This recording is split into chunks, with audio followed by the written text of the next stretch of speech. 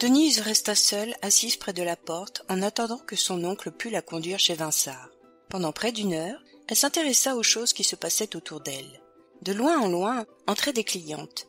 Une dame parut, puis deux autres. La boutique gardait son odeur de vieux, son demi-jour, où tout l'ancien commerce, bonhomme et simple, semblait pleurer d'abandon. Mais de l'autre côté de la rue, ce qui la passionnait, c'était le bonheur des dames, dont elle apercevait les vitrines par la porte ouverte. Le ciel demeurait voilé, une douceur de pluie attiédissait l'air malgré la saison. Et dans ce jour blanc, où il y avait comme une poussière diffuse de soleil, le grand magasin s'animait en pleine vente. Alors Denise eut la sensation d'une machine fonctionnant à haute pression et dont le branle aurait gagné jusqu'aux étalages. Ce n'étaient plus les vitrines froides de la matinée. Maintenant, elles paraissaient comme chauffées et vibrantes de la trépidation intérieure. Du monde les regardait, des femmes arrêtées s'écrasaient devant les glaces, toute une foule brutale de convoitises.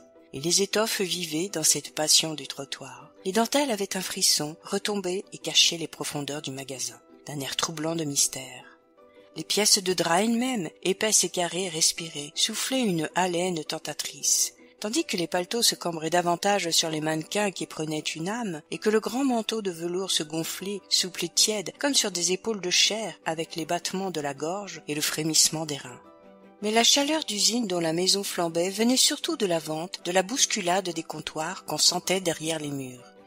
Il y avait là le ronflement continu de la machine à l'œuvre, un enfournement de clientes entassées devant les rayons, étourdies sous les marchandises, puis jetées à la caisse. Et cela réglé, organisé avec une rigueur mécanique, tout un peuple de femmes passant dans la force et la logique des engrenages.